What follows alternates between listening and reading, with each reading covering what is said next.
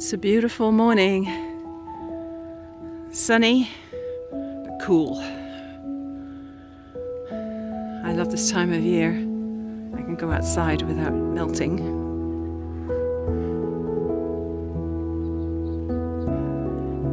Too bad about the overhead wires, but the view is gorgeous.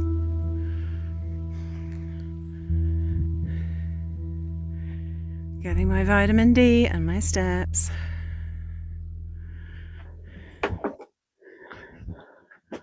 Well, hello. It's Nicola back in the Stitches and Slapdashery sewing room. It's a disaster in here again. Last weekend I published a vlog and I also published a fun little pumpkin tutorial. Let me just grab one of them. I had a bunch of fun making a pile of these little pumpkins, and I did a tutorial for them because they're just too cute not to share. And it's been a week and it's gone by so fast again. And yeah, I had 3 work shifts. Only one of them was like an 8-hour. That was on Monday. Tuesday was a short shift, but it felt like a long one because it was the day of truth and reconciliation, which is all about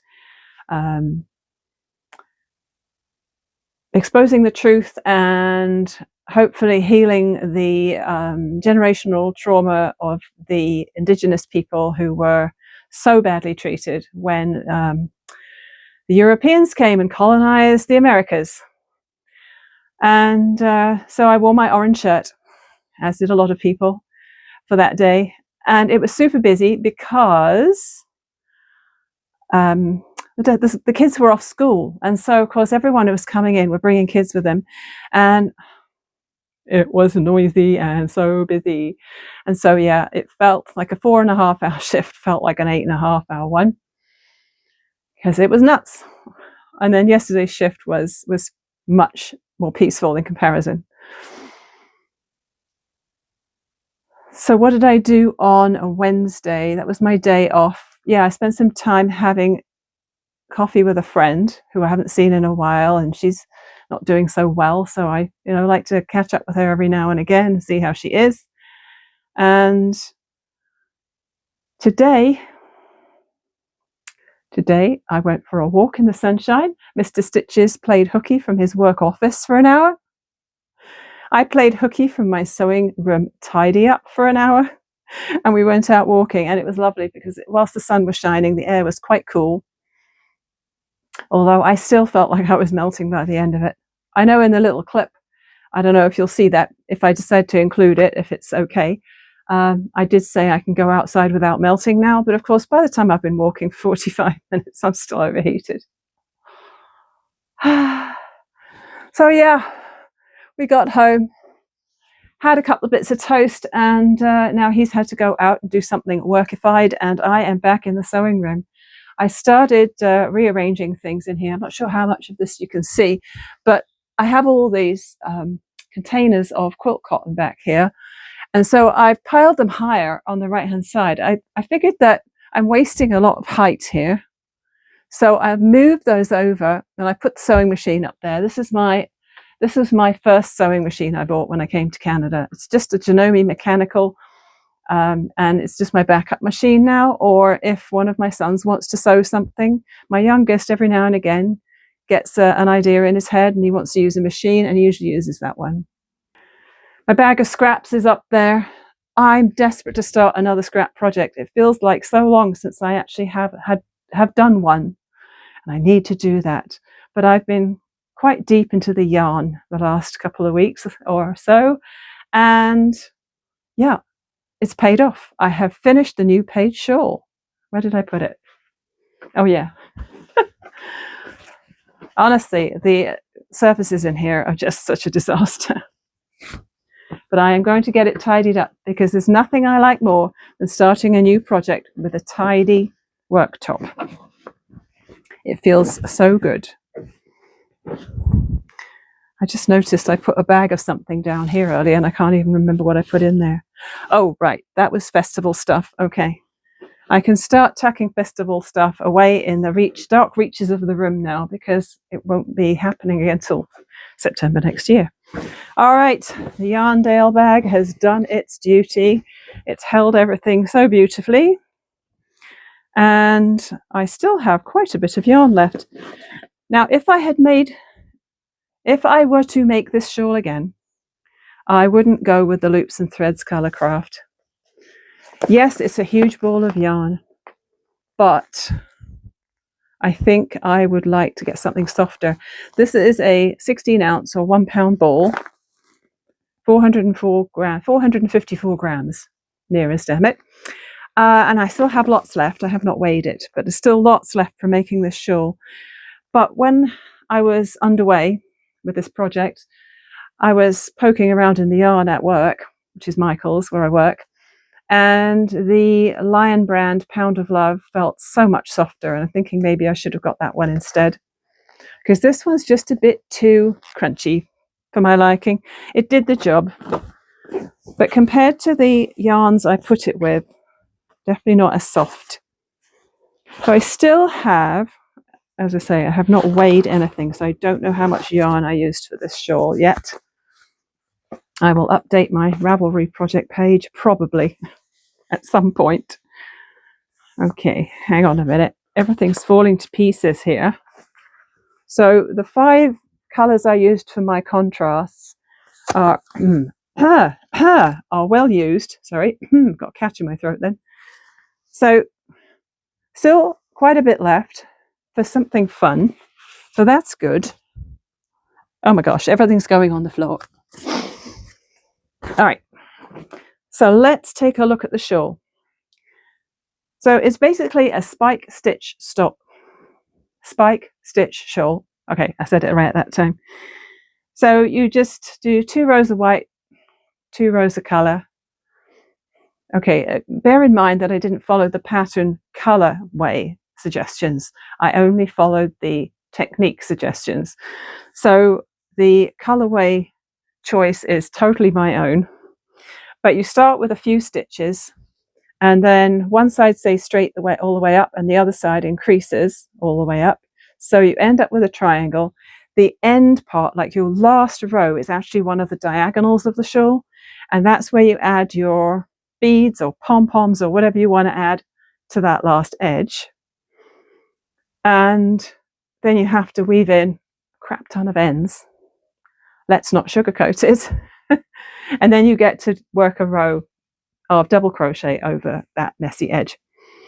So one of the benefits of going and having coffee with my friend on Wednesday morning is that I decided to take this project with me, along with a needle and some little scissors, and weave in ends as we talked, because it meant I could still concentrate on what we were talking about and mindlessly weave in ends for like 2 hours. So let's see, here is the beginning point. Here's the beginning point. And so the straight edge is this one. The increase edge, no, I think I've got that the wrong way around. No, that's right. The straight edge is this unfinished one, or untrimmed one.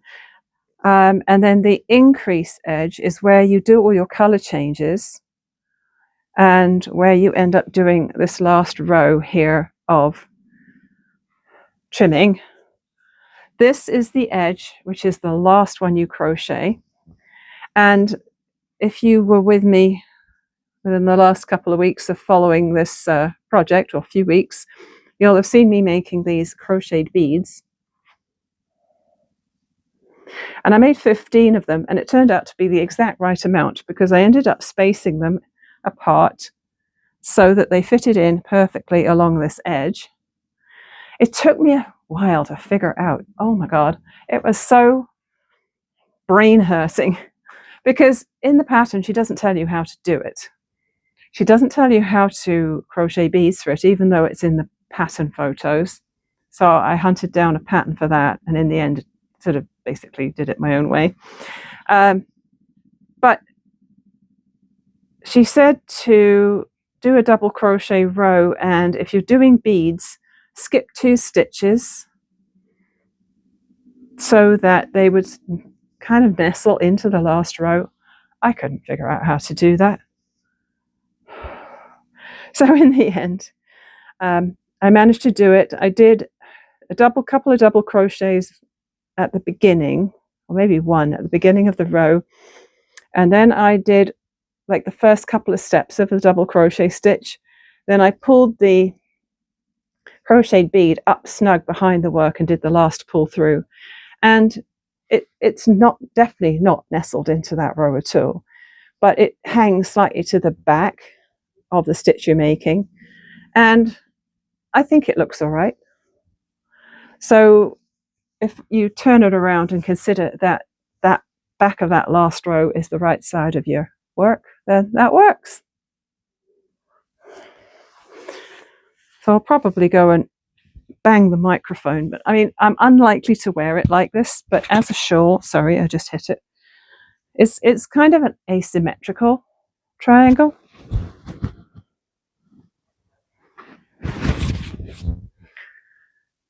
I am more likely to wear it with the point in front.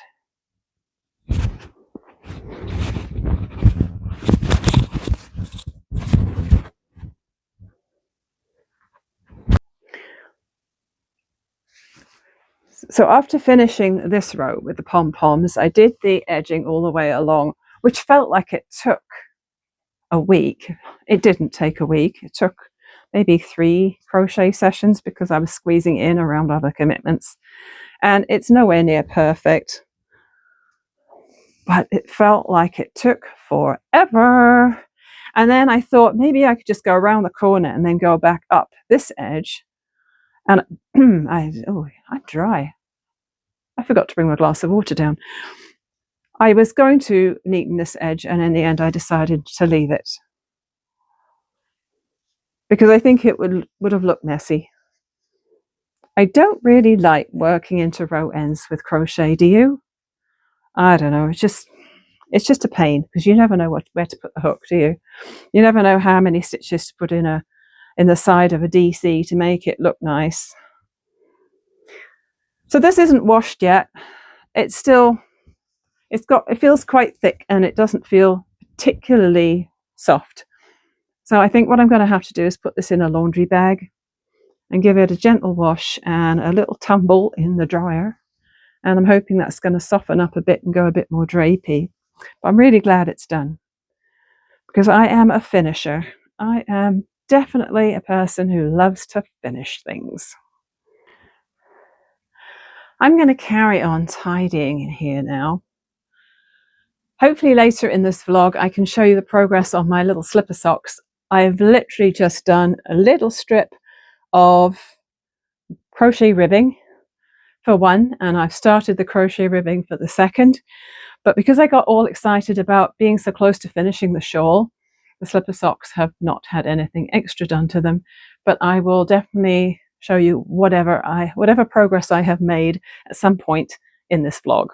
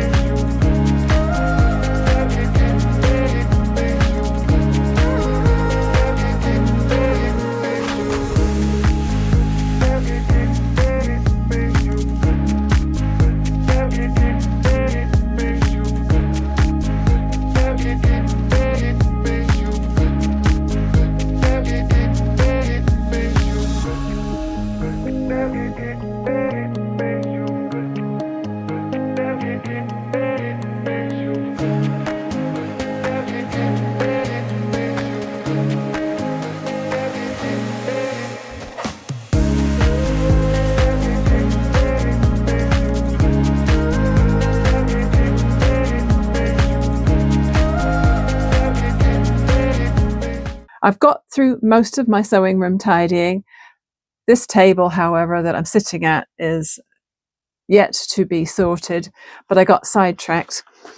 I don't know if you saw it, but a little while ago, my son was throwing out a laptop bag, and I ended up surprising him with a new product made from, or an upcycled product made from the old laptop bag. I turned it into a tote bag, and I got rid of all the crappy stuff off it and made it look really nice again, and he liked it so much he kept it. So the other day, I don't know if he was hoping that I would do my magic again, but he came up with this Mountain Warehouse backpack, which actually looks in really good condition. I'm not seeing anything missing off it. All of the bits are here. All of the zips work. Excuse the zipper noise there. And I had a good look around it, and I couldn't see anything wrong with it except for this one place where there's a pocket here with a bit of padding at the front. And along this top edge, it had split open, so you could see the black foam inside. And maybe he thought I could use the foam, I don't know. But it just seems such a shame to hack this apart just for the sake of a bit of foam or try and make it into something else, because I thought if I just fixed that one little thing, it could go to the thrift shop. So that's what I just did. It's not a great job, my stitching. The thread kept coming out the needle, and then it got a knot in it, and I had to finish it off and start it again. And there was a couple of places along that edge there where it had worn and it was fraying, so I had to take a little bit of a larger bite into the fabric. But I think it's good enough to send to the thrift shop now, because it is definitely usable. And if anybody else who's a sewer ends up buying it and wants to redo my not so great sewing, they can. So yeah, I'm not doing an upcycle on this guy. All right, I've wound the leftover multis from the shawl into cakes, which I'll probably already have put them on the shelf to look pretty. Now I just got to tackle this table. Now that I have a lovely clear table and I've taken out the trash, I haven't yet vacuumed, but that's going to be a part of a bigger job when I do the rest of the house as well. And to be honest, I am procrastinating about that. This is the slipper sock project.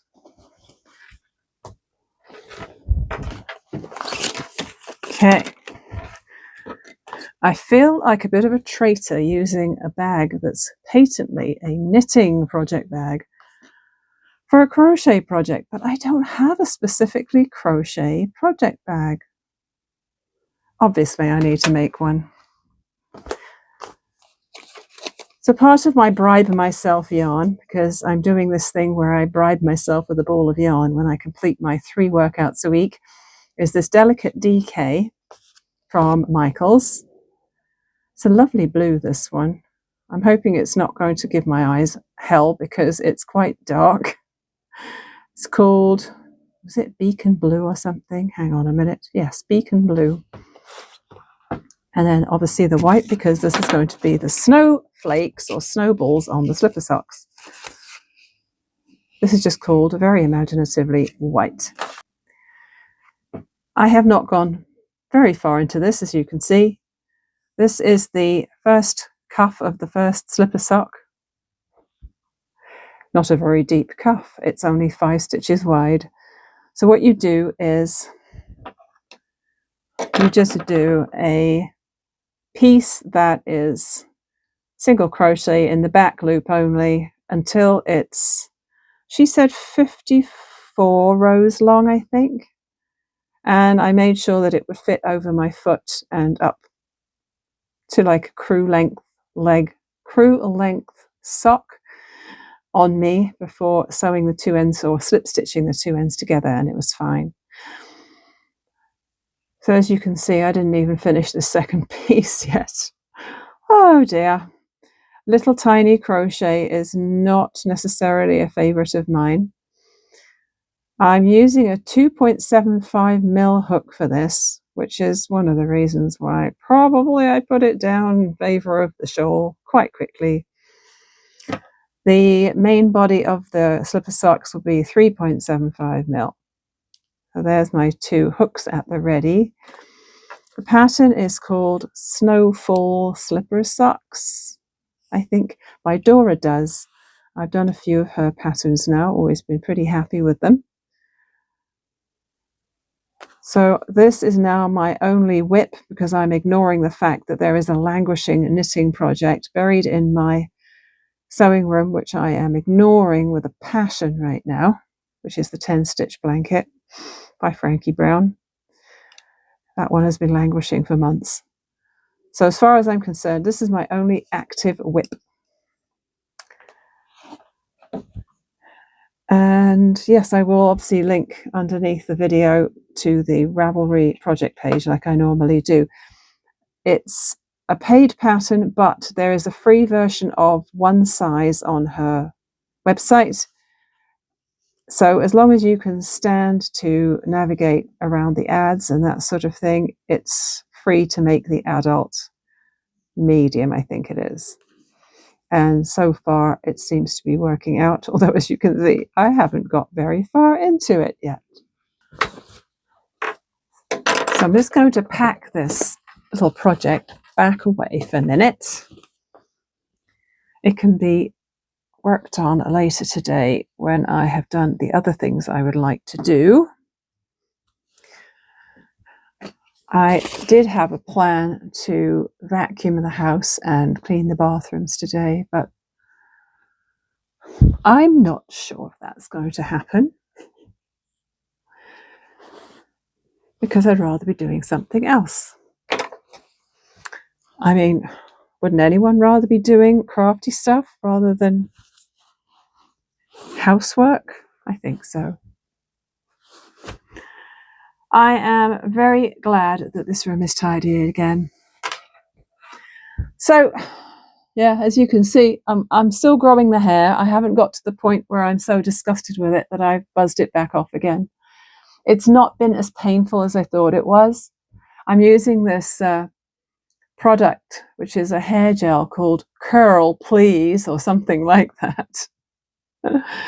And so all I do is when I washed it, I just let it dry naturally and then scrunch this gel into it so that it's not sticking way up. It's funny, when I initially like scrunch the gel in, I can make it go quite high. It's actually a lot longer than it looks. So yeah, it's getting there. I'm wanting to get it long, you know, like at least shoulder length. I'm a bit alarmed by how many hairs are falling into the sink though when I'm scrunching my gel into my hair. And I'm hoping that I'm only noticing it because they're longer than they were before and not because I'm losing more hair than I used to. Wouldn't that be a kick in the you-know-what? If I decided I wanted to grow my hair and have a lovely luxuriant head of hair and all of a sudden it's shedding at an alarming rate. Yeah, let's hope not. Hair grows too slowly though, doesn't it? When you decide you want to grow it, you just want it to be there. It's like, why can't it grow like an inch a week or something? Talking of slow, I'm not doing Blogtober this month. As you probably know, you'd have noticed if I was. I mentioned in the last vlog that I just didn't want the pressure of doing a video plus the editing plus the uploading every day. I'm going to be away for a few days this month in a place which will probably have Wi-Fi, but probably no cell service. And it's going to be, what do I call it? A battery recharge. Mr. Stitches and I have been feeling a little blah lately, a little in need of a complete change of scene.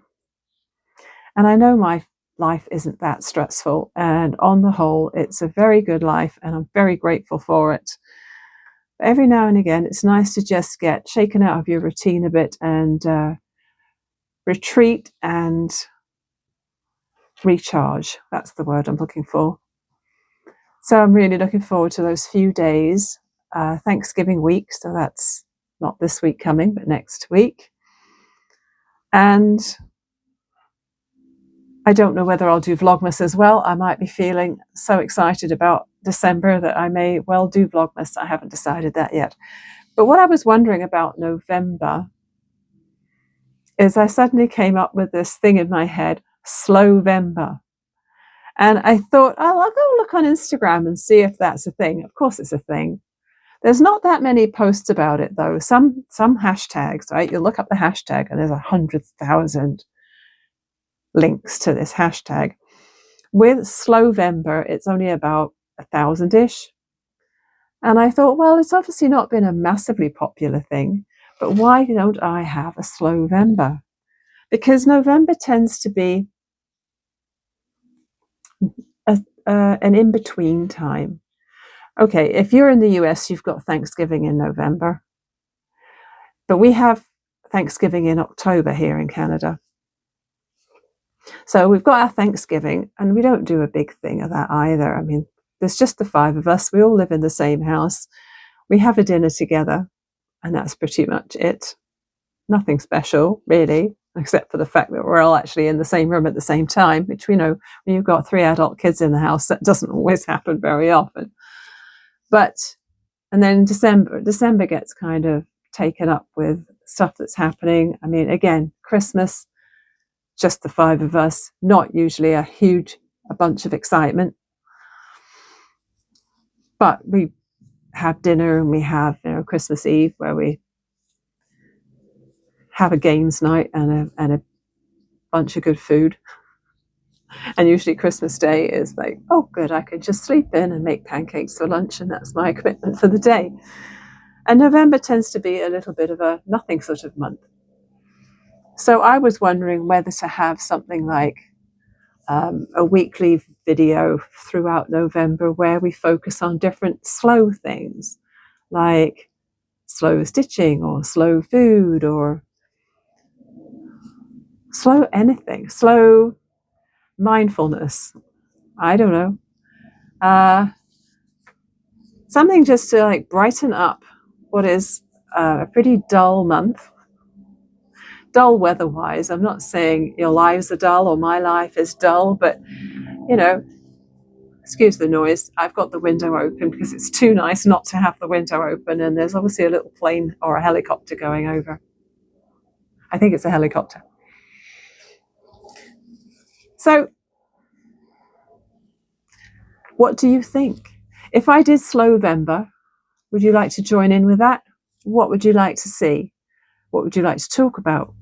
What would you like to make? We could have a little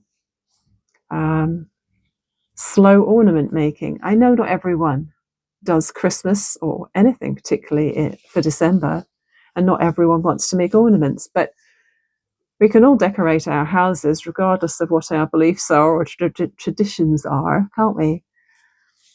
I saw a lovely little robin that Tori of Cool Cookie Creatures made. She made a video about a year ago, and it's a little felt robin, and she shows you how to make it in the video. And the only reason I saw it is that one of the people in Arty Farty Annie's Facebook group posted a picture. She's made literally hundreds of these things. She makes them just for the joy of making them, and she gives them away. And I think she also follows my vlog. So hi, Sue. And I thought, well, we could have a little bird make along or something, or just that could be one of our things that we could make as part of our Slow November or Slowvember. After all, I can't do Movember because I can't grow a moustache. Hang on a minute, at my age, I do have to tweeze now and again. Talking of which, I knew I hadn't checked my chin in a while, and I got to work the other day, and I thought, before I go into the store, I'm always early. Before I go into the store, I'm just going to check my chin, because I have a very, very good Swiss Army knife, which has about 28 tools on it that I asked Mr. Sitches to buy me for my 50th birthday. and it has some little tweezers in there. So I flipped down my vanity mirror in the sun visor, and I looked in there and I had 2 big dark hairs under my chin, and I thought, they're going. I'm going to get those out before I start work. Thankfully, I managed to get hold of them. But yeah, it's just a hazard of being this age, isn't it? You lose the hair you want and you gain hairs that you don't want in places you definitely don't want them. Oh well, I suppose it's all to do with the hormones, but yeah. Well, I think what I'm going to do is I'm going to avoid the housework for a bit longer, and I'm going to upload all the clips I've got from today and get editing. Well, it's evening, or coming on for evening anyway. We had a very early dinner. After our walk, we got a little bit rained on our walk because there was a lot of cloud around. So what I thought I would play with at the moment is a little bit of painting with my Derwent Inktense pencils, which is will be the first time I have used them. I have some paintbrushes ready. I have a little bit of water in a jar. I don't have one of those fancy pens which you can use to apply the water to the pencil, but that's okay.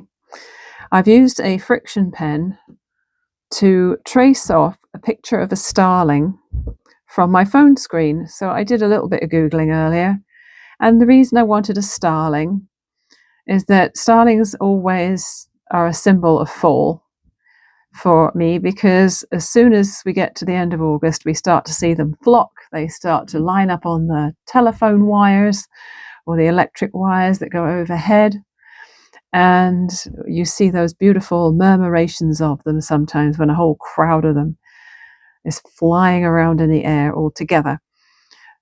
So I'm not sure how accurate of a representation this is of a starling, but it was a line drawing, and I was able to use my phone as a mini light box because I had taken a screenshot of it.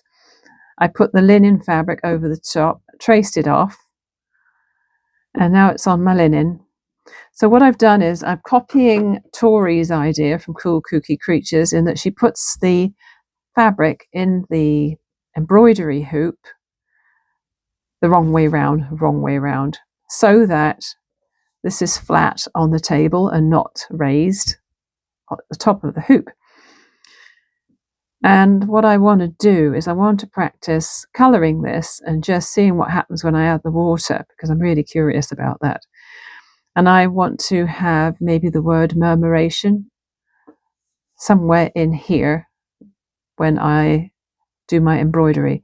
So the plan is to colour it in and embroider it. I may not even get to the embroidering stage. If it looks really crappy, I may abandon it and call it an experiment that failed. So we'll see. This is decaf Yorkshire tea because, yeah, I have enough trouble staying asleep at night without caffeine at this late time of the day. Okay. One thing I don't know about is how you sharpen these. But obviously, I am not at that stage yet.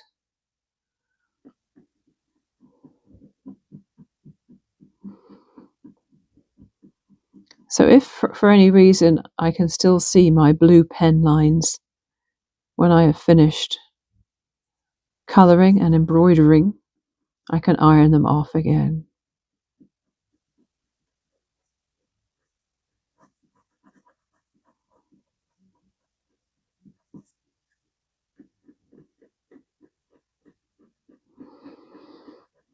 Now I think this is going to be a very stylized starling because I don't want it to be a boring starling. So I think I'm probably going to end up putting some colours in there that don't really belong.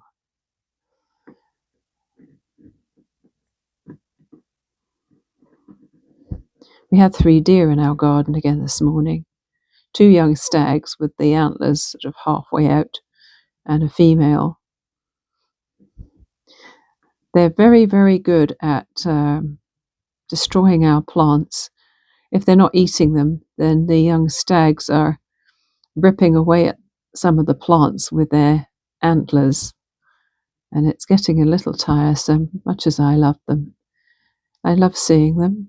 I don't have a problem with them being around, but it can get a little tiresome when they're wrecking your plants.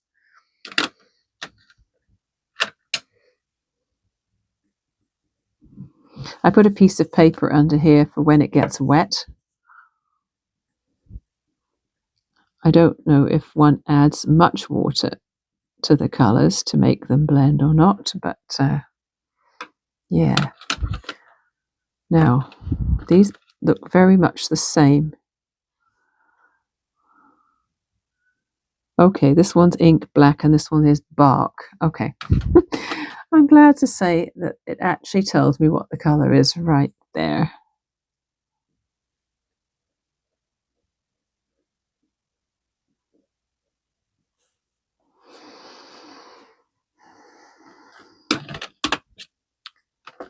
So what colour is this? This is tangerine and this one is poppy red.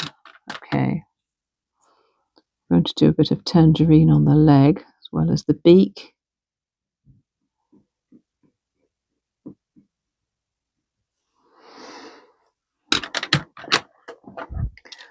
Now I suppose the green is probably a little ridiculous for the bird, but anyway. Okay, so let's pick out some colours. I've got the bark brown. Nope, that one's baked earth, actually. This one is, that's the black. Really hard to tell which is which. That's the bark. So a couple of browns there. And a leaf green. Looks quite a dark green. I might include that just because.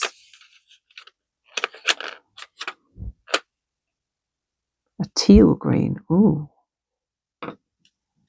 What's this one? This one is sea blue. Deep indigo. Oh, I think I should use the indigo somewhere in there. And then we've got fuchsia and the red and the orange and the yellow. Okay. So I may not be particularly artistic in a lot of areas, but I think I can colour in. So let's see, we've got kind of the shoulder feathers here, and then the wing, and then the breast. So maybe I'll do, maybe I'll use the teal for the breast here. I think that would be nice.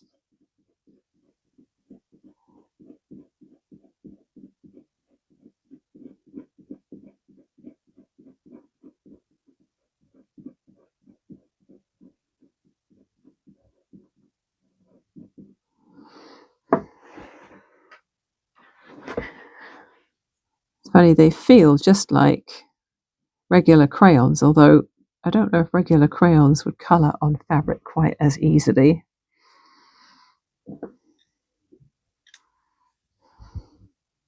Put a little bit of this leaf green on the head.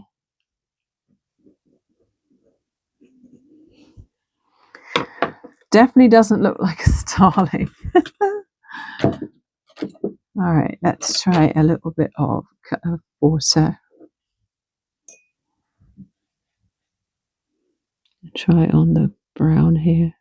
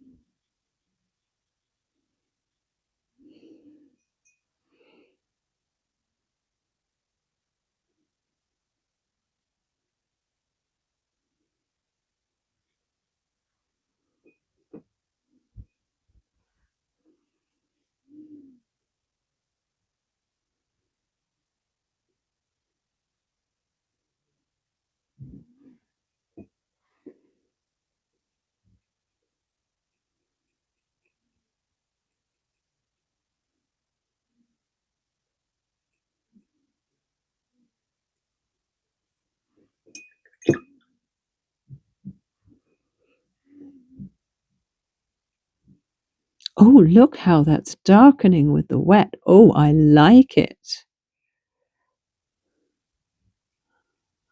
Oh, I am enjoying that part.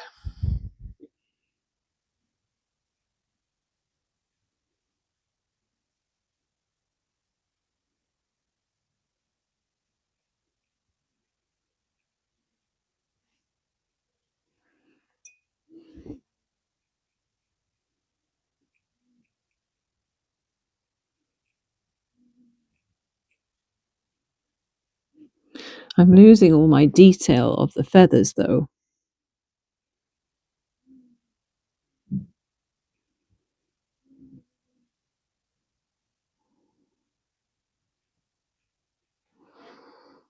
So they're rather cool.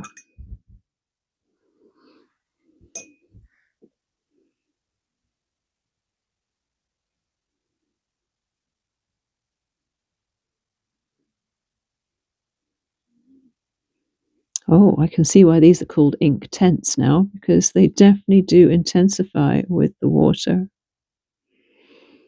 I'm going to see if I can blend the green and the teal together here.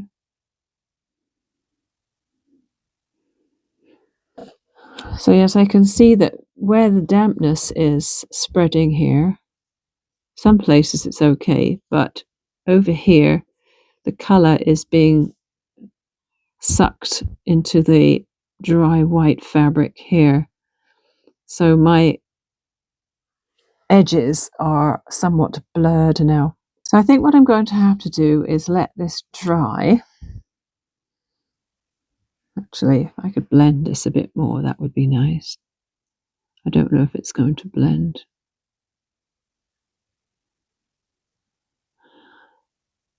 I'm going to let this dry and see if it's worth using and proceeding with, or if I will just consider it my first experiment and move on to something else. I'm not really liking the way this has blurred along the edges. The colour has spread beyond my lines. So I don't think I'm going to be doing anything more with this. I'm going to probably practice a bit more before I spend the time embroidering and making it into a finished project. So I've got this idea of making a little robin. Now, Cool Kooky Creatures, Tori, has a great video. I think I mentioned it already, maybe earlier in this video. I just realized that I was following one of her pages, but I wasn't actually in her group. So I had to apply to be accepted into her group. So I can't go and look at the file and download her template for the robin. So I did a very bad reproduction of something similar. As you can see, I sort of messed around with the lines a bit and ended up making it this shape. It's not as good as hers, but it will do for a little practice run. So I have a little bit of black and white, which might be for the eye, I think. I have some red for his little tummy, because this is a British robin, and British robins are very cute and have a very strong red on the breast. I have brown for the main colour. I have a little bit of glittery yellow. Seeing as this is going to be Christmassy, I thought that would be nice for the beak. I'm probably going to use this brown embroidery thread for sewing it together.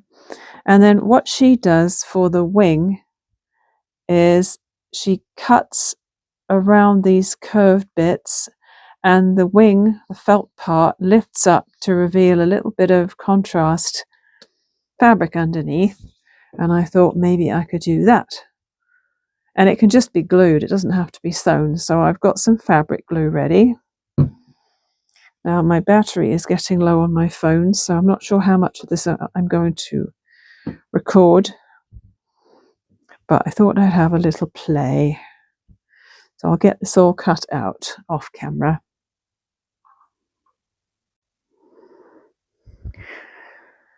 My robins are nowhere near as nice as Tori's, but what I've done so far is I cut the 2 bits of brown out, and then I cut 2 bits of red for the breasts and then glued them on, cut out yellow beaks, cut out a little bit of black and white for the eyes, then did a little cutout for the wing. I made a separate little template for the wing. How cute is that?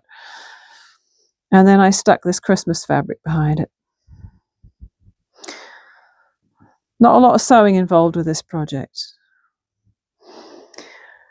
I've got my polyester stuffing ready because I'm going to sew these together now and put a little bit of stuffing in between them.